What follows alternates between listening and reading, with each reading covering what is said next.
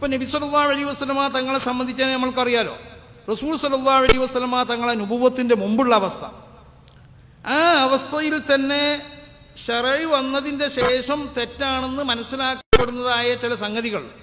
ഇപ്പൊ ഉദാഹരണമായിട്ട്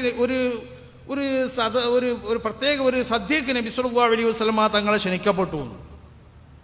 ആ സദ്യയിൽ ശറഅ് വന്നാൽ നബി സല്ലല്ലാഹു ലാ ഹുക്മ ഖബ്ല ശറഇ, ശറഇന്റെ മുമ്പ് ഇവിടെ ഹുക്മില്ല. അപ്പൊ നബി സല്ലല്ലാഹു അലൈഹി വസല്ലമ തങ്ങൾക്ക് മുൻകഴിഞ്ഞതായ അമ്പിയാക്കന്മാരിൽ നിന്നുള്ള ഏതെങ്കിലും നബി വകാന യതഅബ്ബദു ഫിൽ ലയാലി ഫി റമളാന ഫി ഓർഹിറൈൻ, നബി സല്ലല്ലാഹു അലൈഹി വസല്ലമ തങ്ങൾ നുബുവത്തിന്റെ മുമ്പോടെ ഇബാദത്ത് ചെയ്ത് കൂടിയിരുന്നു എന്ന് പറഞ്ഞാൽ അത് നബി ഇബ്രാഹിം നബിന്റെ ദീനനുസരിച്ച് എന്ന് ചില ആളുകൾ പറയുന്നുണ്ട്. ഉമ്മത്തിന്റെ ഇജ്മാഅാണ് അമ്പിയാക്കന്മാർ പാപ സുരക്ഷിതരാണ് എന്ന് പറഞ്ഞിട്ട് മൂപ്പര് പറയാണ് അന്നഹു സദറത്തിൽ മഅസിയത്തു മിനൽ അംബിയാ, അമ്പിയാക്കന്മാരിൽ നിന്ന് ദോഷം ഉണ്ടാവുകയാണെങ്കിൽ ലക്കാനു മുസ്തഹിഖീന ലിൽ അദാബ്, അദാബ് അവർക്ക് ഉണ്ടാവണ്ടേ. വമൻ യഅസില്ലാഹ വറസൂലഹു ഫഇന്ന ലഹു നാറ ജഹന്നം ഖാലിദൻ ഫീഹാ എന്നല്ലേ പരിശുദ്ധ ഖുർആനിൽ അല്ലാഹു സുബ്ഹാനഹു വ തആല പ്രഖ്യാപിച്ചിട്ടുള്ളത്. ദോഷം ചെയ്തവനക്ക് നരകം ഉണ്ടാവുന്നതാണ്. അപ്പൊ അങ്ങനെ വരുമ്പോഴോ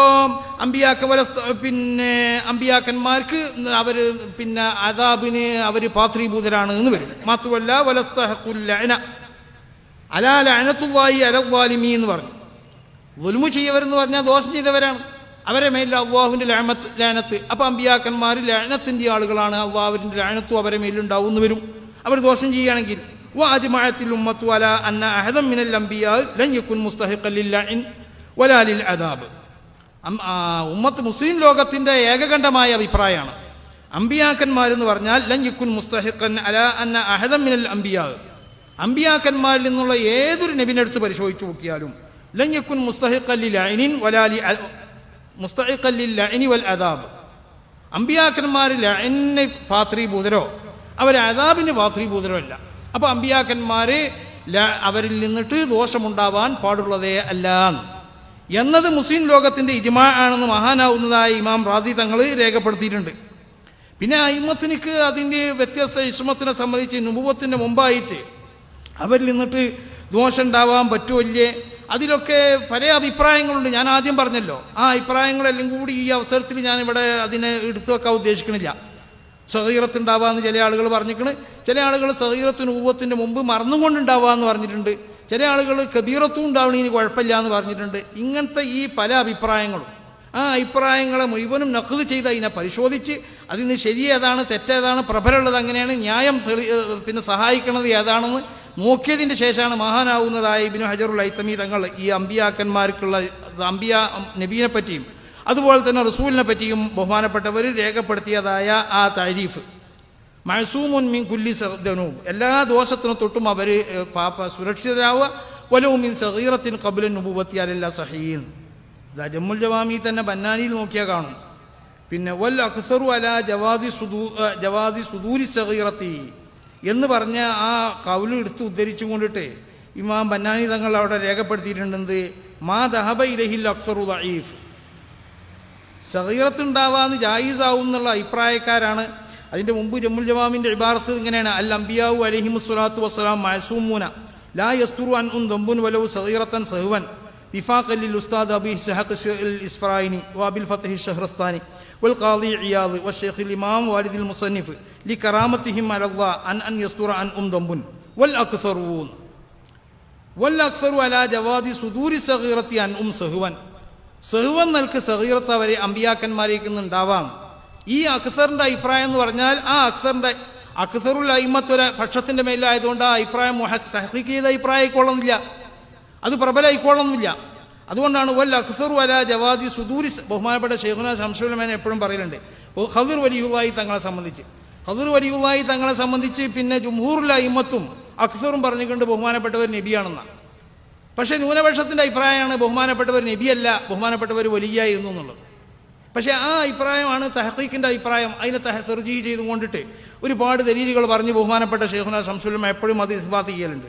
അപ്പൊ അക്സർ പോയ ഒരു അഭിപ്രായം ആയതുകൊണ്ട് അതുകൊണ്ടാണ് ബന്നാനിയോടെ പറഞ്ഞത് വൽ അക്സറു അലാ ജവാസി സുദൂരി സഗീറത്തി എന്ന് പറഞ്ഞ് ഈ അക്സറിന്റെ അഭിപ്രായം മാ ദഹബ അലൈഹിൽ അക്സറു ദഈഫുൻ, അക്സർ അഭിപ്രായപ്പെട്ട അഭിപ്രായം അത് ദഈഫായ അഭിപ്രായങ്ങളാണ്.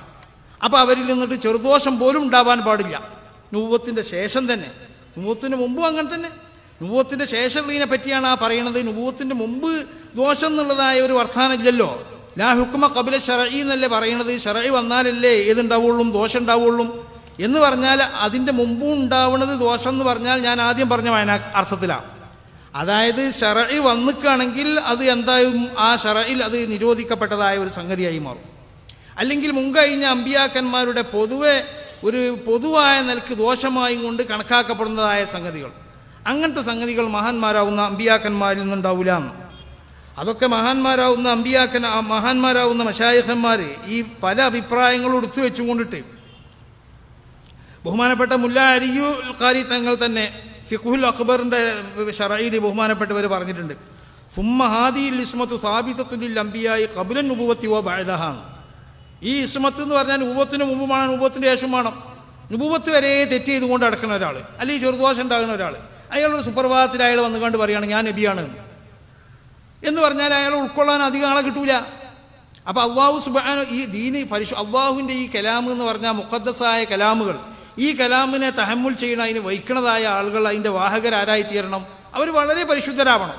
ഇതാണ് ഞാൻ പറഞ്ഞത്. അടിസ്ഥാനപരമായ ഒരു തത്വം മഹാന്മാരാവുന്ന അമ്പിയാക്കന്മാർ അവർക്കുള്ളതായ ദഅവത്തിനെ ഏതൊരടിസ്ഥാനത്തിന്റെ മേലിലാണോ അവരെടുത്തിട്ടുള്ളത് അവരൊക്കെ തഖ്വയുള്ളവരാവുകയാണ്.